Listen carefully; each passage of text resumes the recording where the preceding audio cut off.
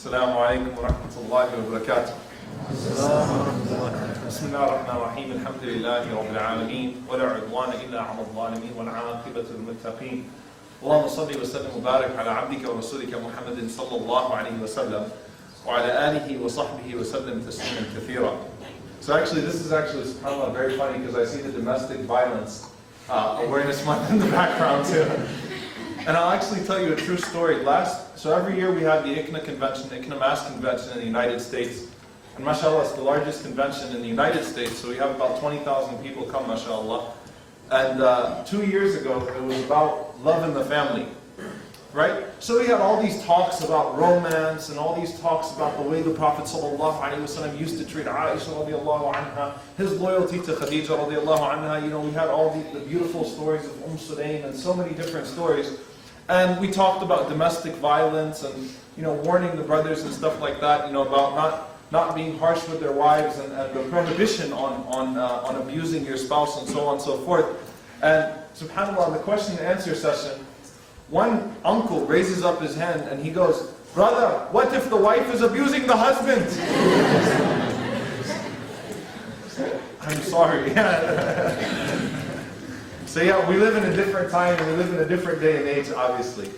But so I'm going to point out just a few things that I see wrong with this setting. Every time we have a talk on marriage, you know, subhanAllah, this is the only time that the brothers are as attentive as the sisters. I'm not joking with you. If I give any other talk, if I give any other lecture, the brothers are falling asleep and the sisters, mashallah, are paying attention and taking notes and so on and so forth, and the brothers are just all sleepy. When it's about marriage, all the brothers are tuned in. And the second problem is that not many of you guys are taking notes. Except for these two. You guys getting married soon?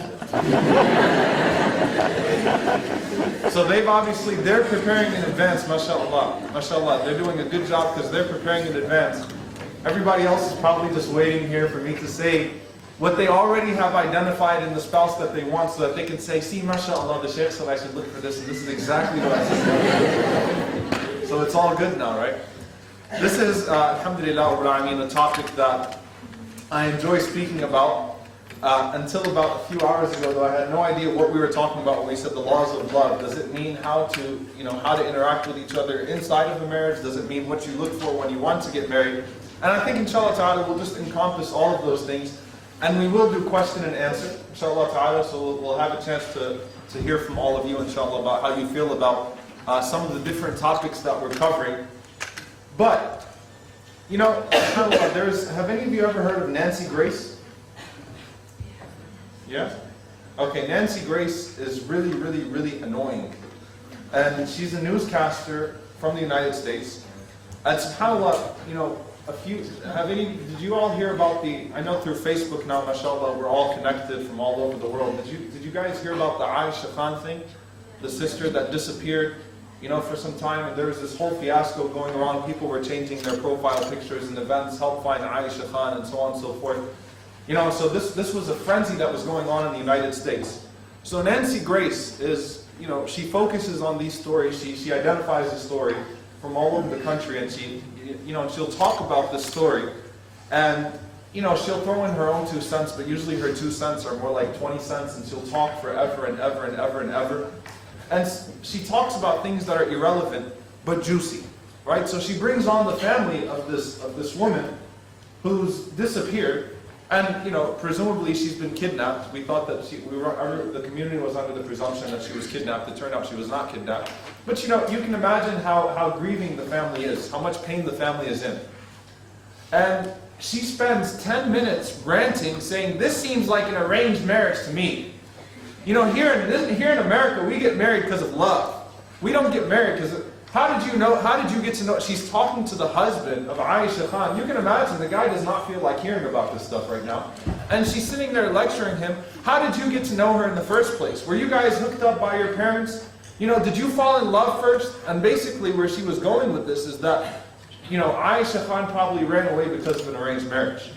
Right? And subhanAllah, first and foremost, when people say, do we Muslims believe in arranged marriage, I have a problem with oversimplifying things in the first place. But the point that I'm trying to make is that obviously our deen is under attack. in every way, from a societal perspective, you know, from in every single subject, from a historical perspective, you know, from a political perspective, our deen is always under attack, right? And people are trying to say that there's something faulty about our deen, that it's backwards, that we're calling everyone to become cavemen again and things of that sort. This is what's happening right now. But statistically speaking, there is an interesting study that was published by Harvard 2 years ago. They said that if two spouses, if two people before marriage were to engage in intimate relationship, that relationship had a 69% chance of failing after marriage. I don't know what the divorce rate is like here in the UK, but the divorce rate in the United States is 54% now. That means that when you get married in the United States, you know, you have a more than 50% chance, you're more than likely to get a divorce after marriage than stay married. SubhanAllah. So it's, I mean, the things that we're being attacked for, and it's like, what exactly are you bringing as an alternative, right? Now, when we talk about marriage and when we talk about the things that you look for, obviously, unfortunately, even whenever we talk about religion, when we talk about faith being the basis of looking for a spouse, you have all of the cultural things that come into that. Do you guys have any matrimonial websites here? Oh, yeah. Yeah? You got a few of them, right? So, you know, subhanAllah. So you go to some of the matrimonial websites, not that I've ever been, but you know, you go to a matrimonial website and it will say, looking for a 28-year-old dermatologist from Hyderabad, you know, who's, it's like all kinds of crazy expectations from one another, right? And then you'll have a person who's posing in their profile picture, you know, in a way that's completely indecent, and says, I'm just looking for a good religious spouse. You know, so subhanAllah, even the concept of looking for a person for the sake of their faith is completely lost. You know, it's like, we don't really understand what that means anymore. Now, we go to the Prophet ﷺ and the recommendations that he gave. And there's a lot of hikmah in this. There's so much wisdom in what the Prophet ﷺ said to look for. Because on one hand, yes, faith is the basis. But the Prophet ﷺ mentioned another intangible thing which is so important.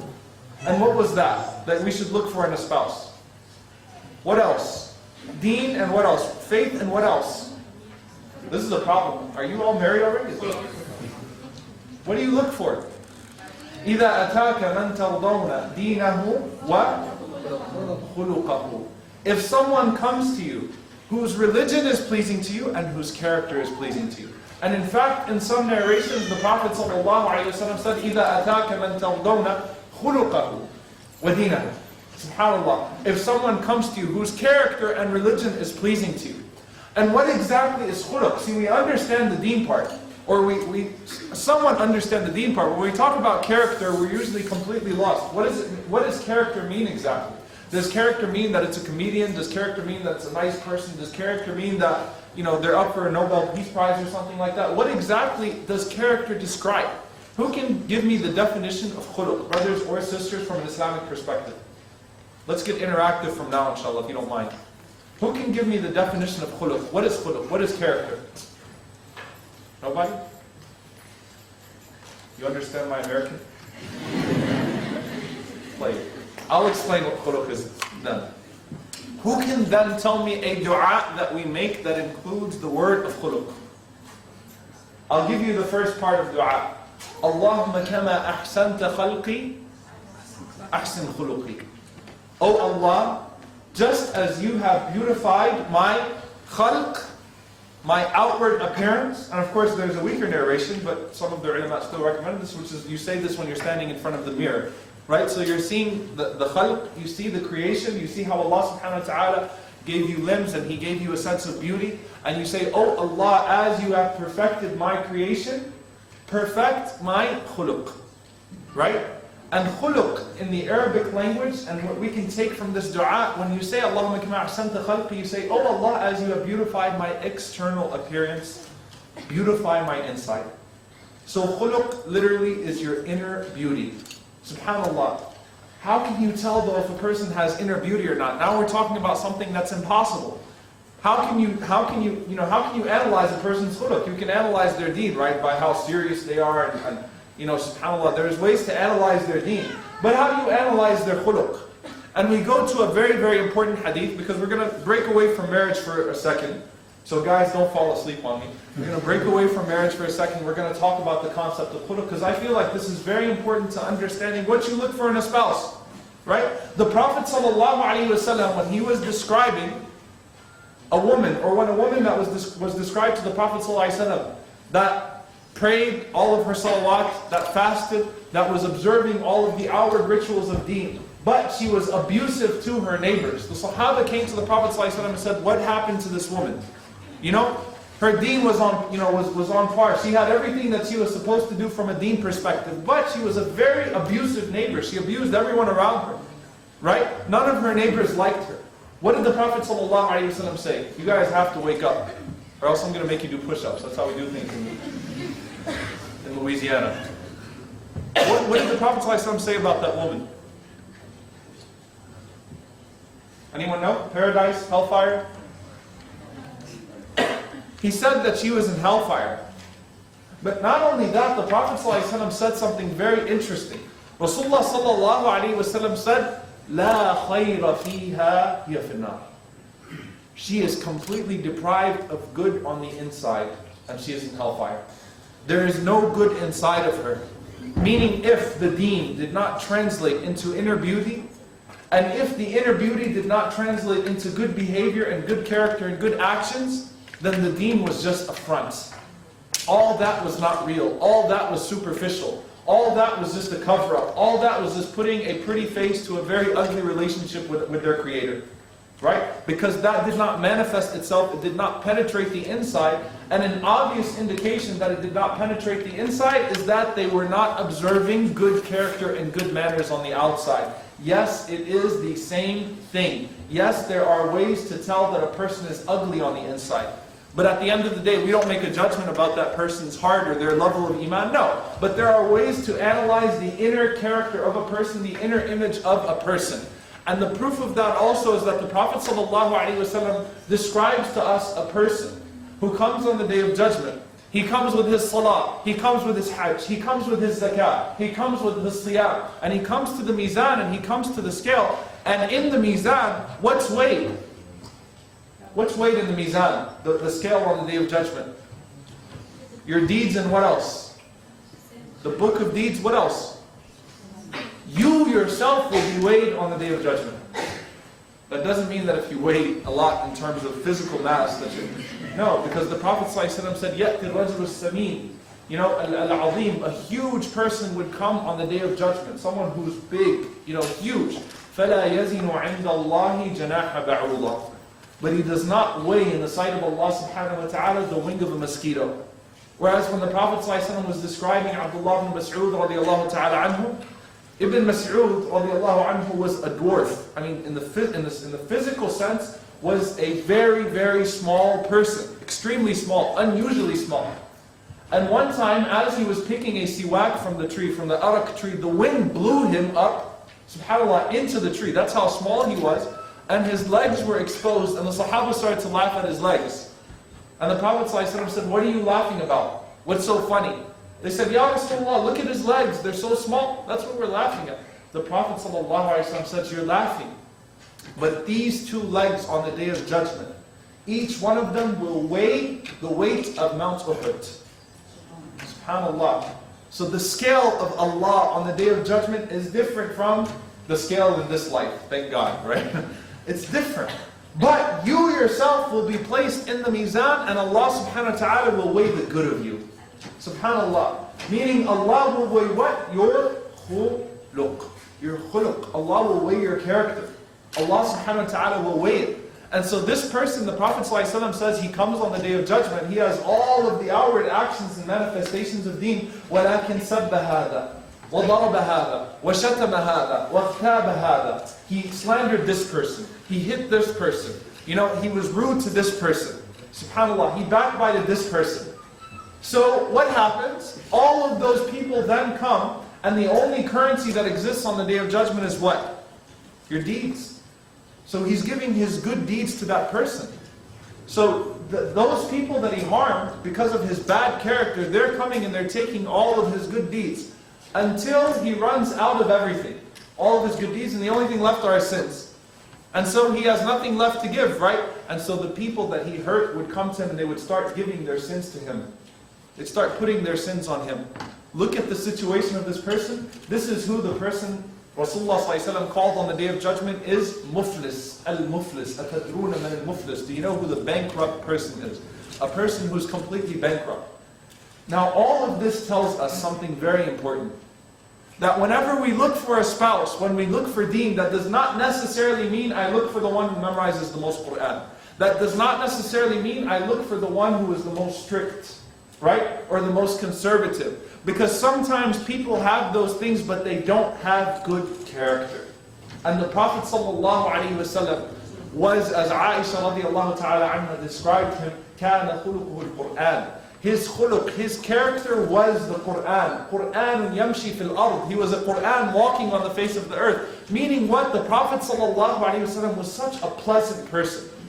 SubhanAllah. He wasn't just receiving legislation. No. There have been books written about the romance of the Prophet ﷺ. You know, the character of the Prophet ﷺ, the etiquette of the Prophet ﷺ. And you can imagine, whenever the Prophet ﷺ said, خَيْرُكُمْ خَيْرُكُمْ لِأَهْلِ, the best amongst you is he who is best to his wife. Salama radiallahu ta'ala anha says, صَدَقْتَ يَا رَسُولُ اللَّهِ. You told the truth, O Messenger of Allah sallallahu alayhi wa sallam. Meaning what? When your wife testifies on your behalf and says, yes, he was an incredible human being. And it wasn't because the Prophet ﷺ was alive, because even after he passed away, it would still be said, Sadaqta ya Rasulullah. You told the truth, O Messenger of Allah sallallahu alayhi wa sallam. Because deen to the Prophet sallallahu alayhi wa sallam was not just legislation, was not just ritualistic in its nature. It was not just superficial in its nature. Because if you reduce deen to that, then it becomes just like beauty, just like wealth, just like other types of status. It becomes superficial in its nature and it's no longer worth pursuit. SubhanAllah. The Prophet ﷺ was a pleasant person, right? كَانَ صَلَّى اللَّهُ عَلَيْهِ وَسَلَّمْ بَسَّامًا ضَحَّاكًا. This is an amazing hadith that Aisha radiallahu anha describes the Prophet ﷺ. He was always smiling and he was always laughing. And the laugh of the Prophet ﷺ was just a very large smile, right? But not only that, but Aisha radiallahu anha said, بَسَّامًا ضَحَّاكًا, which means that not only was he always smiling, he would make everyone around him smile. SubhanAllah, that's what Bassam means. He wasn't just Basim, Bassam. Not only was he always laughing in his way, sallallahu alayhi wasallam, everyone around him was laughing, sallallahu alayhi wasallam. Meaning he was a pleasant individual, sallallahu alayhi wasallam. People loved to keep his company. People were not afraid of him. People did not want to stay away from him. So when you go looking for deen, what is it that you're looking for? You're looking for the deen from the outward aspect of practice, and you're looking for the inward beauty, the internal beauty, or at least that which is apparent of it in terms of actions and character and good behavior and good morals. And those are the things that the Prophet ﷺ told us to look for. Are the other things permissible? And you would notice that when the Prophet ﷺ, he said that you could marry a person for their beauty, physical attraction, or you could marry a person for their status, or you could marry a person for their wealth, or you could marry them for their deen. You could marry them for their faith. And Rasulullah ﷺ said, فَاطْفِرْ بِذَاتِ الدِّينِ تَرِبَتْ يَدَاكَ. Choose the deen. Make the deen your basis for going out and looking. May your hands be covered in dust. And subhanAllah, this is something that the Prophet ﷺ is giving us, the mercy and wisdom of Islam. Is it permissible to marry someone for their beauty? Yes, it's permissible. Is it permissible to marry someone for their money? Where's the ATM? But the answer is yes. You don't have to prove it, it's okay. The point's gone anyway. But it's permissible to marry someone. It's permissible to marry someone for their money? Yes. Is it permissible to marry someone for their status? Yes. But is it wise? No. Are these the ingredients for a long-lasting, healthy, fruitful marriage? No. Can they be factors? Yes. Can they be factors? Yes. But should they be the basis of what could become a fruitful marriage? Absolutely not, because these are things that are superficial in their nature. They can be complements to the basis, which is the deen. Right? So whenever you get married, yes, you should be attracted to your spouse. Yes, there should be an element of attraction there. There is no doubt about that. And that's why the Prophet ﷺ was not unreasonable. You know, sometimes people brag, subhanAllah, especially, you know, our dear beloved generation that came down to us and they say, you know, I married your mother without seeing her one time. I'm sitting there thinking to myself, like, that could have been a pretty disastrous decision. Because what if the first time that you saw each other was wedding night and, I'm stuck. That's not good. That's not good, because the Prophet ﷺ, what did he advise the young man who came to him asking? He said, you should go and look at her. You should go look at her. Meaning what? It's not that she has to be, you know, Miss Mecca at that time or something like that. But, you know, she fulfills the minimum requirement of attraction. Right? You're attracted to her. That's important. Right? And at the same time, yes, some sisters, you know, subhanAllah, you should know what you're getting into when you marry someone who's having financial troubles. If you can handle that, alhamdulillah. But if you're coming from a household where you've been spoiled your entire life, and then you go and you marry a guy who's just making ends meet, that's the ingredient for a disastrous marriage. So it can be a factor, yes, that the person's well off, that he's stable, right? And you don't want someone who's low in society and those types of things, fine. You know, especially if you come from a higher level of society, that can be a factor, right? We saw it with Zayd and Zaynab, both righteous people, but their level of status was a factor. It was a factor. Okay, so these can be factors, but the basis of looking for a spouse and identifying a spouse should be the things that will last forever, which are deen and khuluq and character. Right? Is it always going to be a successful marriage? No.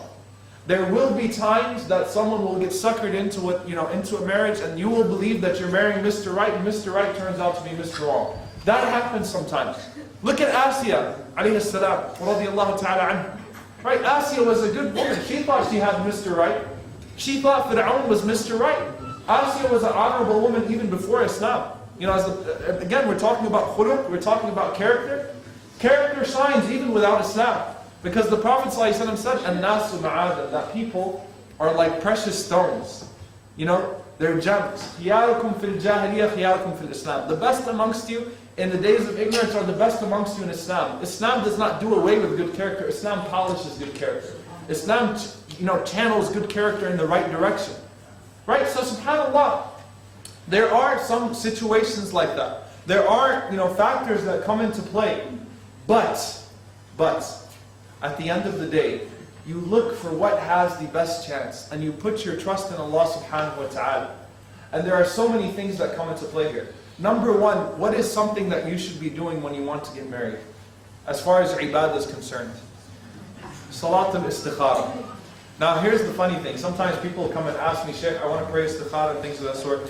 And then it's like, okay, can you tell me what istikhara is? So basically, you're saying you're making a dua to Allah subhanahu wa ta'ala, if this is good for me, make it easy for me. If it's bad for me, take it away from me. And then some people have said this to me. Some people said, but Sheikh, I don't want Allah subhanahu wa ta'ala to take it away, even if it's bad for me. Can I just make dua for that person in particular? It's like, fine. Then what's the point of praying istikhara? Then I have and this is why, by the way, when you look for deen, knowledge is so important. This was a situation that happened with me. I'm not even making this up. SubhanAllah, when we're talking about istikhara, by the way.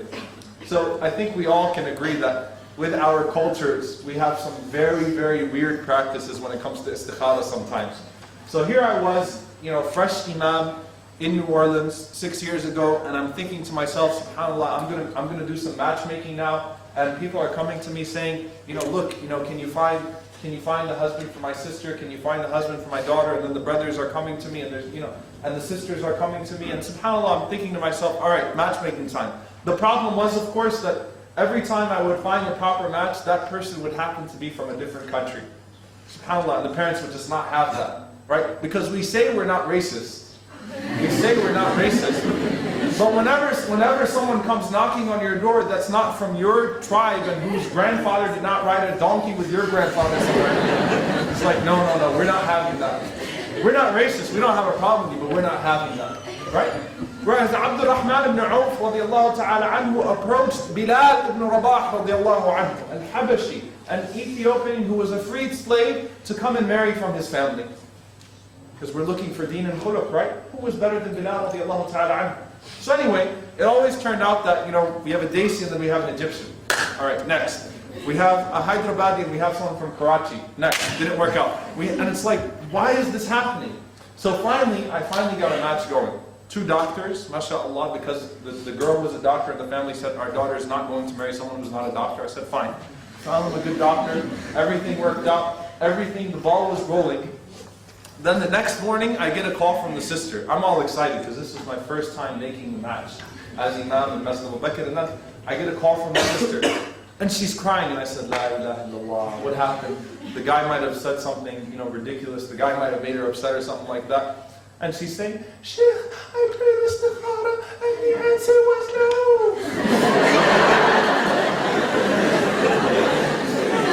I'm sitting there thinking to myself, wait, say that again? What do you mean the answer was no? And then she said it again, I prayed istikhara, and the answer was no.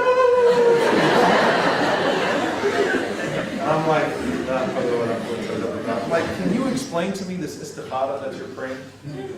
So she's still crying and she's explaining to me that in her culture, from her tribe, they take 6 sheets of paper, they write yes on 3 and they write no on 3. Pray 2 rak'at. I'm not making this up. Pray 2 rak'at, put the pieces of paper under your pillow, and then after you wake up, pick one up.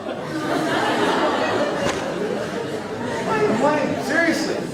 Right? And then how many of you have heard the one about you're supposed to see certain colors in your dreams? Yeah, see? See? That one. You probably still believe that was istikhara. What are you talking about? What are you talking about? You see certain colors in your dreams. Are you crazy? Where are you getting this from? SubhanAllah. But, again, we don't understand the concept of istikhara. And then some people pray istikhara the right way, which is to pray 2 rak'ahs and to make the dua, which is basically, again, oh Allah, if this is good for me, make it easy for me. If it's bad for me, put obstacles, between me and it. And then if the answer to the istikhara truly manifests itself sometimes in hardcore obstacles. I'm not talking about minor obstacles. I'm talking about hardcore obstacles. But you still insist that this is the one. So you're not responding to Allah subhanahu wa ta'ala is giving you clear answers at one point. Everything is going wrong after you pray istikhara, but still, this is the one I want. Right? I'm going forth with it. So you need to trust Allah subhanahu wa ta'ala. And you need to truly, when you're looking for a spouse, you need to really be sincere and wanting the spouse who has the best deen and who has the best khuluq. And here is why, a lot of times we talk about the concept of dating. Right? Are we allowed to date in Islam? Well, it depends how you define dating. Are we allowed to get to know one another before Islam and ask each other necessary questions? Yes. We can sit with each other, as long as we're not alone, right? In a situation where, one thing can lead to the other, so on and so forth, And by the way, there's khalwa when you're sitting together, and there's khalwa on the computer. Also, there's cyber khalwa. Like when you're talking to each other on Facebook chat or G-chat and nobody else is watching, and then you start getting a little bit flirty, and you start noticing that after a week, more smiley faces are popping up. Alright, this is not becoming, this isn't to the point anymore, what's happening at this point, right? So, are we allowed to get to know one another? Yes. And in this day and age, I think it's absolutely important for, a potential husband and a potential wife to sit together and talk before they get married. It is vital at this point because, these days, people have very weird views, have very weird meanings, and then all of a sudden when they get married, it's like, here's the surprise. Right? So many different surprises here and there. To get together and to ask each other, to see what their common interests are, their common goals, right? Their views on deen. These are so important, right? Not that after they get married, by the way, you're not allowed to work. By the way, you're not allowed to drive. By the way, I married a second wife like 10 years ago. Wait, what? You were supposed to be Mr. No, you sit together and you ask one another. You talk to one another, right? But not in a way that's inappropriate. Not in a way that becomes flirtatious or unnecessary, right? And does that work? Statistically speaking, it works a whole lot better than the quote-unquote love marriages whenever people come together and whenever people have experimented all of the things that they're not supposed to experience until after marriage, and then once they get married, the only thing that kicks in is responsibility. And that really sucks, when responsibility gets kicked into it. It's like, man, I was enjoying myself without marriage. Why do I have to get married now? SubhanAllah, why did I add all this undue burden upon myself? And then some Muslims ask, well, why can't we, we don't have to sleep with each other, we don't have to commit zina, we don't have to do all that stuff. Why can't we just talk with each other? Why can't we just, go out to with each other, watch a movie, hold hands, things of that sort? And I'll explain to you why. At that point, and this is just human emotion, by the way, do you or do you not think that your decision will be biased after that? Think about it. The whole thing has become slanted at that point. Right? Because you're infatuated, and you might be taking that as being in love, but you're infatuated. Right? You've already experienced the face that the person puts on outside. You've already experienced some of the joys and things of that sort. Right? And so your decision making is now flawed. Right? And at that point, let me tell you what happens. And this happens in MSAs or ISOCs or whatever it is, in different college organizations, different Islamic organizations. People have gotten to know one another. Then, Sheikh, I want to marry her. Why do you want to marry her? Because she's religious. Okay. Why is she religious? Because at that point, your decision making is flawed. Do you know why? Because everything she does at that point, or everything he does at that point, you're going to interpret it as being religious. Like, Sheikh, mashallah, she's so good, she prays. The other day I saw her driving and she was listening to Surah Al-Rahman. Oh, she's so good. Like you will force her to be religious, you will force him to be religious, even if they're not religious at that point. Why? Because you've already made up your mind. And your decision making is flawed at that point. Your decision making is flawed at that point. Right? So subhanAllah, Allah subhanahu wa ta'ala gives us an opportunity. You pursue a person for deen, and you pursue them for khuluq, and you pursue them thinking, putting all of the factors into play, because this is an extremely important decision. Right? And you can imagine, subhanAllah, there's so much adab, so much punishment that comes from just continuous dating and testing the waters here and there. SubhanAllah, a lot of times, just ask the people that, or some of you may have been in this situation where you used to do this and then now Allah subhanahu wa ta'ala guided you and things of that sort. When you used to date, that's hell. That's torture. Right? You invest yourself emotionally into something. You tell someone all of your secrets and then all of that falls apart and then you go, it's like a roller coaster. Next person. Right? You go through that, you experience the joys, you think that this is the right person, and then boom, that's done too. And you keep going and going and going and going. And then once you get married, what makes you think that you're going to be able to have a happy marriage? You're already used to relationship failure. You've already been with different people, so you'll get sick of your spouse very, very, very quickly. And then you say, why is Allah subhanahu wa ta'ala doing this to me? Right? Why did Allah subhanahu wa ta'ala put me in an unhappy relationship? Think about that for a moment. So Allah subhanahu wa ta'ala, He gives us, وَمِنْ آيَاتِهِ أَنْ خَلَقَ لَكُم مِّنْ أَنفُسِكُمْ أَزْوَاجًا لِتَسْكُنُوا إِلَيْهَا وَجَعَلَ بَيْنَكُمْ مَوَدَّةً وَرَحْمَةً. From the signs of Allah subhanahu wa ta'ala, for those who think and who contemplate, He created for you spouses from amongst yourselves. And here are the functions of a marriage. لِتَسْكُنُوا إِلَيْهَا. A second in the Arabic language is what? Your home. Right? لِتَسْكُنُوا إِلَيْهَا. You dwell with that person, you find comfort in that person. What are the functions of a home? Right? وَجَعَلَ بَيْنَكُمْ مَوَدَّةً وَرَحْمَةً. Mawadda is to want to please someone else. وَرَحْمَةً, and compassion and mercy. Allah subhanahu wa ta'ala puts these things between the spouses. Right? And they grow together. They learn about each other over time. And you know what? They're learning to love everything about each other, and they're looking at each other from the lens of deen and khuluq. So even when these superficial things start to fall apart, because guess what? If you're beautiful, you get older.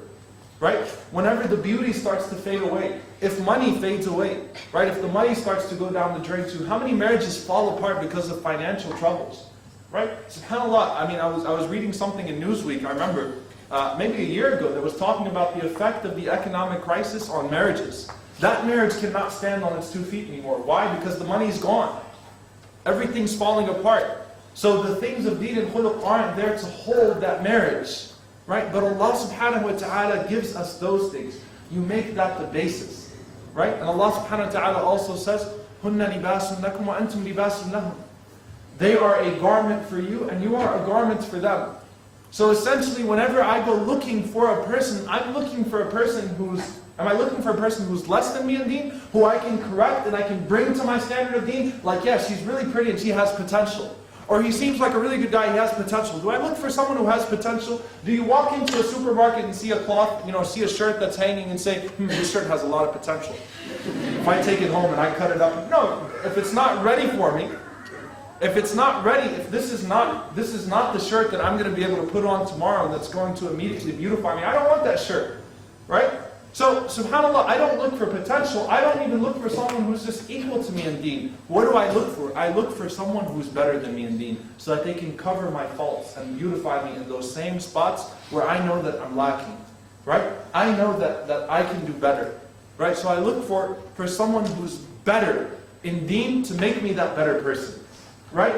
And khuluq, because khuluq is important too. Yes, there are some people that on the way to becoming religious people turn out, subhanAllah, I always say this, on your way to becoming a religious person, don't become a crappy human being. Seriously.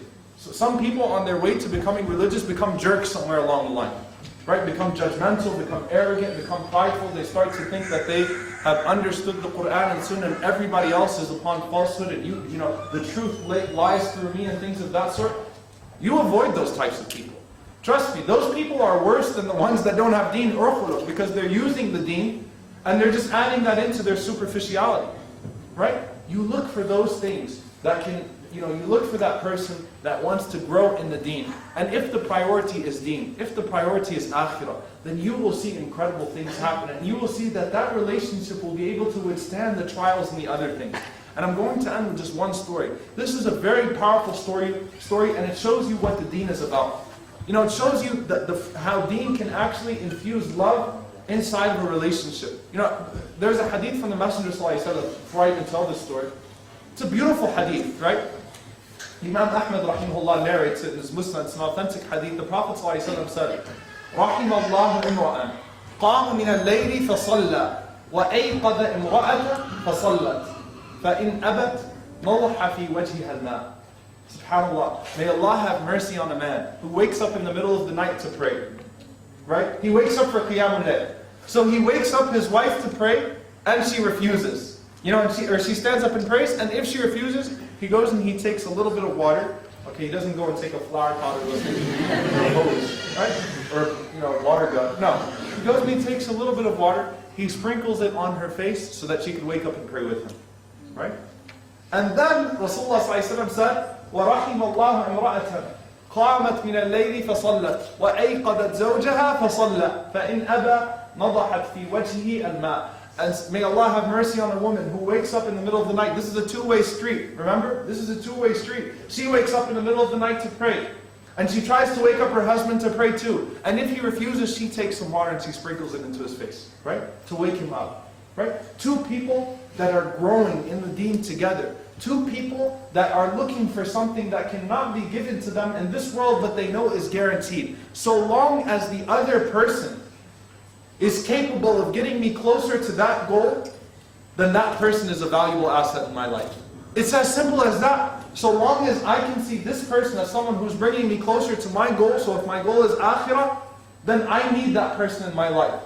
Right? SubhanAllah. And once you start seeing marriage that way, rather than just, of course you start off with the right way, you start looking for deen and things of that sort, but as long as you see marriage in that way, rather than just a trial run, because in this day and age, honestly, you go into a marriage, and that possibility, that looming possibility that this might not be the right one, is always there, and that haunts you, and at the end of the day, it's almost like you have more than a 50% chance of getting divorced. Even in the Muslim community, by the way, divorce rates are going up. Why? Because they start for the wrong reasons. They're built upon faulty foundations, right? So they're not able to hold that pressure. They're not able to withstand it. So, subhanAllah, but if we looked at it with the sense that this is something that's permanent, I have to make this work only under, only under extreme circumstances am I going to let this fall apart, then you'll make it work, inshallah ta'ala. You'll compromise for the other person. You'll compromise to make things work. Why? Because at the end of the day, what I married this person for, deen, they still got that. And they're still looking for the same goal I'm looking for, and we're helping each other get there, inshallah. And I'll end with one story, because this is something that's a very, very touching story. And just to give you some background of this story, it's about Abu Darda radiallahu ta'ala anhu. Now before I talk about Abu Darda and where I want to get to, Abu Darda radiallahu ta'ala anhu was someone who narrates the hadith about the virtues of knowledge, right? He's someone who traveled around the world seeking and teaching Islam. He had a lot of knowledge radiallahu ta'ala anhu. And he was overly enthusiastic about the deen whenever it came to him. So whenever the Prophet ﷺ paired off the Ansar with the Muhajirin, right? Whenever the Prophet ﷺ came to Medina, every Ansari, every local of Medina hosted one of the Muhajirin, one of the people that was expelled from Mecca, the travelers, those who immigrated from Mecca, right? Hosted them in their house. And the Prophet ﷺ paired everyone, a brother from the Ansar with a brother from the Muhajirin, right? Who was the brother of Abu Darda? Salman al-Farisi radiallahu ta'ala anhu. Salman al-Farisi, was he Muhajir? Yes, not from Mecca, but from Persia, right? He was going around looking for the Prophet ﷺ from Persia, and he found the Prophet ﷺ in the time whenever the Prophet ﷺ had just made it to Medina, right? So Rasulullah ﷺ paired Salman with Abu Darda. Whenever Salman gets to the house of Abu Darda, and this was before the ayah of hijab had been revealed. Okay? The ayah of hijab, the command of hijab was not revealed until 4 years after Hijrah. At this time, the ayah of hijab had not been revealed.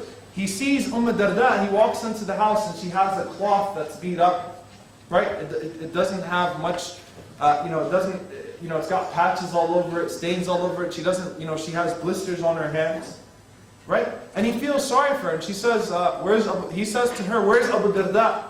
And she says, smiling with contentment, she says, "Your brother Abu Darda has no need for this world." Right? So, Salman radiallahu ta'ala anhu wanted to get him home more often. So, Salman finds out that Abu Darda is fasting. Salman says, "I want lunch. Come to the house and you've got to serve me lunch. We've got to eat lunch together." He brings him home.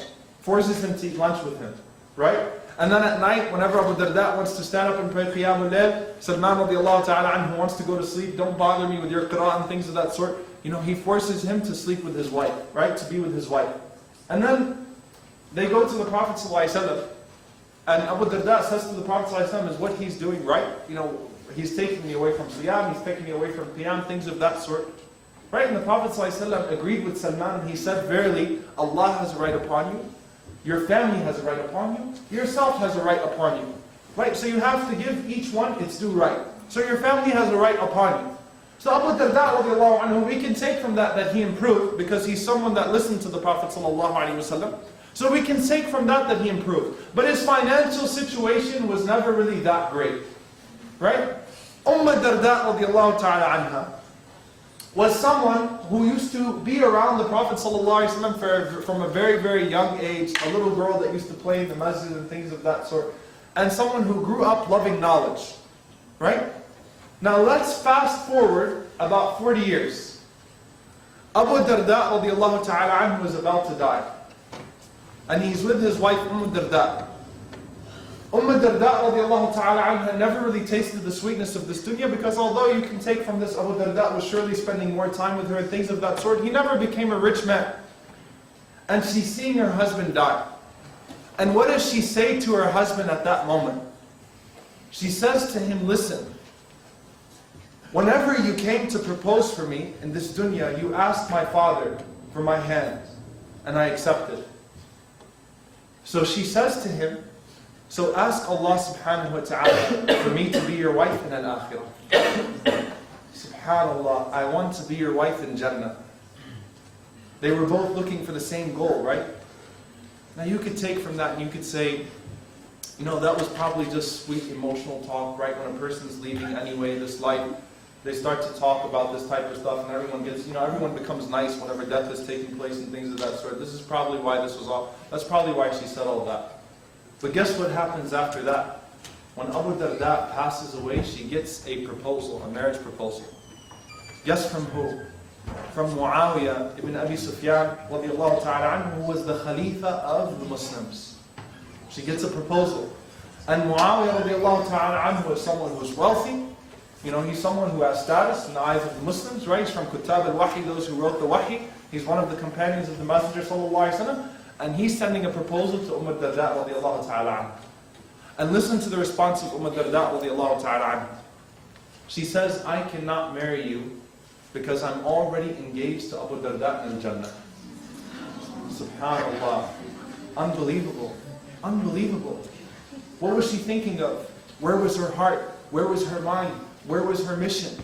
It was with coming closer to Allah subhanahu wa ta'ala. And that marriage, even though it did not have the things that we would think make a marriage successful and make a marriage good, it had that ingredient that cannot be taken away by any economic crisis, that cannot be taken away by any aging process. It had the love of Allah subhanahu wa ta'ala in it. And you look for a person who's going to be, whenever you marry a person, don't think about that person as just being your spouse in this dunya. Think about that person as being your spouse in paradise. Is this a person that I can see getting to paradise? And we know in Al-Jannah, if one person makes it to a higher level of paradise from the family, what do they do to the lower one? Does the higher person go down to the lower one? No, come on up. They drag you up. If you have a family of righteous people, if you have righteous children, if you have a righteous spouse, your wife is more righteous than you, and you just made it into Jannah, and she's up there in Al-Firdaus, she will come down and get you and all of your kids, inshallah ta'ala.